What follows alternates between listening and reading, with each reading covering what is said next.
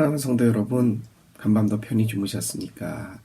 12월 13일 수요일 대림절 두 번째 주 아침입니다. 이 아침도 우리 말씀 속에서 주님과 함께하는 시간을 갖게 되어 진심으로 기쁘고 감사합니다.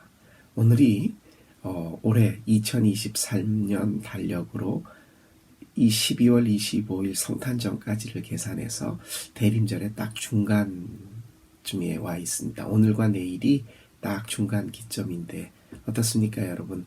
말씀을 읽어 나가시면서 X표를 하시고 그리고 매일매일 다른 말씀으로 이렇게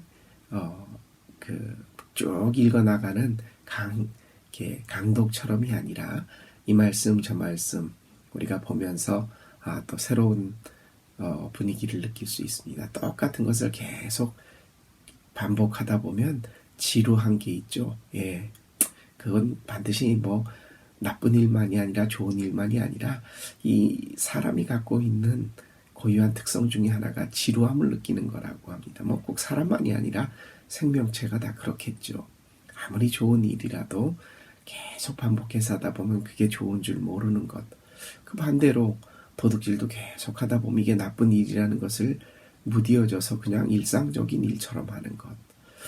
여러분, 말씀을 읽는 일에 늘 끊임없이 훈련을 통해서 이 말씀이 나를 이끌어가게 하시는 것 굉장히 중요한 일이라고 생각을 합니다. 아침 시간마다 제가 잔소리 아닌 잔소리처럼 말씀에 대한 새로운 리프레시하게 우리가 말씀 앞에 계속 서야 합니다. 주님과 함께하는 시간을 첫 시간으로 가져야 합니다라는 말씀을 이 차원에서 계속해서 드리고 있습니다. 오늘 마가복음 10장 35절에서 45절의 말씀 가운데 오늘의 본문 제가 두 곳을 주요 말씀으로 정해봤습니다. 마가복음 10장 35절에서 45절 가운데 40절과 45절의 말씀을 제가 읽겠습니다.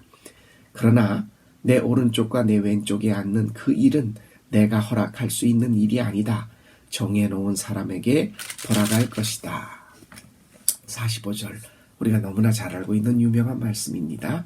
인자는 섬김을 받으러 온 것이 아니라 섬기러 왔으며 많은 사람들을 구원하기 위하여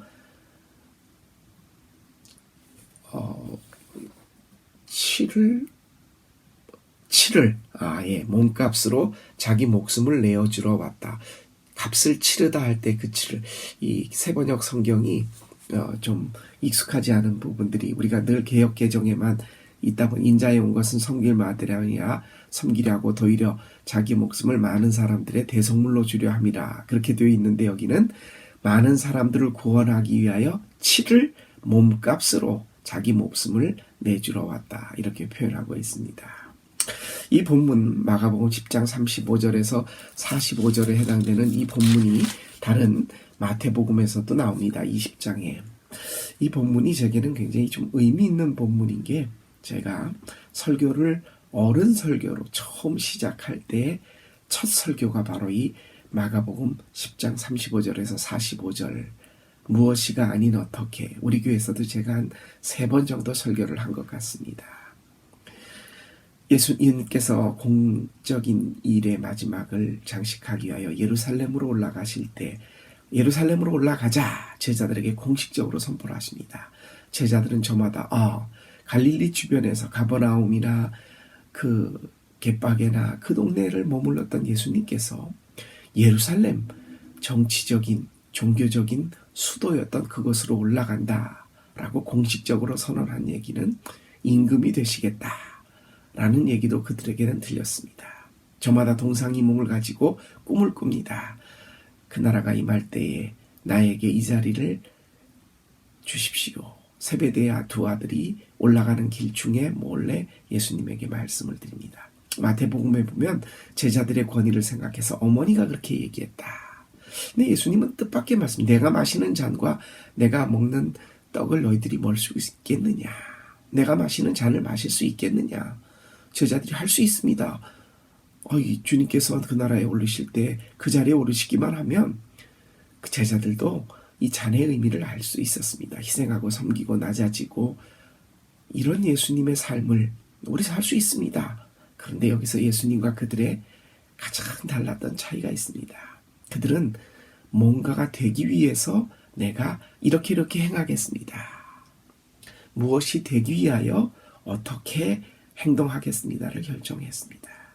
근데 예수님은 그 무엇이 되기 위한 것이 아니라 그렇게 어떻게 사는, 낮아지고 섬기고 복종하고 그리고 베푸는 이것 자체가 예수님 삶의 목표였던 것입니다. 무엇이가가 되는 그것이 아니라 어떻게 사는 것 자체가 예수님의 삶의 목표였던 것입니다. 이 점에서 예수님이 제자들과 달랐습니다. 제자들은 뭔가 되기 위하여 예수님에게 내가 이렇게 행동하겠습니다. 예수님이 이렇게 말씀하십니다. 내 오른쪽과 왼쪽에 앉는 것은 내가 허락할 수 있는 일이 아니다. 그것은 정해놓은 사람에게 돌아간다. 이 정해놓은 사람이 누굴까? 예수님이 맨 마지막에 말씀하십니다. 내가 온 것은 섬김을 받으려 함이 아니라 섬기려 하고 내 목숨을 많은 사람들에게 대속물로 주려 함이라. 우리는 뭔가가 되기 위하여 끊임없이 예수님 내가 이렇게 할게요. 주님 내가 이렇게 하겠습니다. 무엇이라는 목표가 정해놓고 그것 때문에 어떻게 하겠습니다를 결정합니다. 그런데 예수님은 그 무엇이가 아닌 어떻게 사는 삶, 인자의 온 것은 섬김을 받으려 함이 아니라 섬기는 삶, 낮아지는 삶, 복종하는 사람, 베푸는 삶 자체가 예수님 삶의 목표였던 것입니다. 이것이 달랐던 것이죠. 제가 이 설교를 제 첫 어른들 설교에 했습니다. 지금도 이 말씀은 저를 이끌어갑니다. 여러분, 이 아침 생각해 봅니다. 나는 끊임없이 무엇이 되고 싶습니다. 그런데 예수님은 그 무엇이 되기 위하여가 아니라 어떻게 낮아지고 섬기고 복종하는 빌립보서 2장의 예수님의 삶이 그분 삶의 목표였습니다.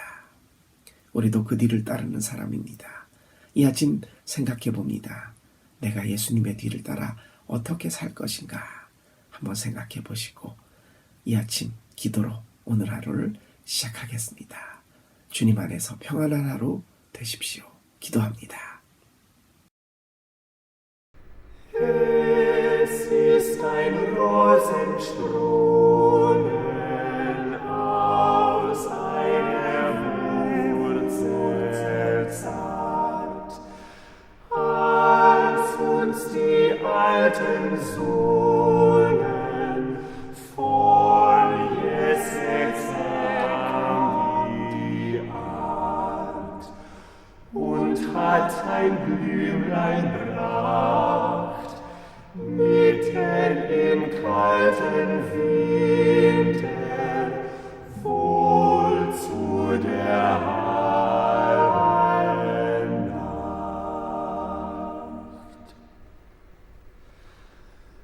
Das Röslein, das ich meine, davon Jesaja sagt, hat uns gebracht alleine Mari, die reine Magd, aus Gottes ewigem Rat hat sie ein Kind geboren, welches uns selig macht.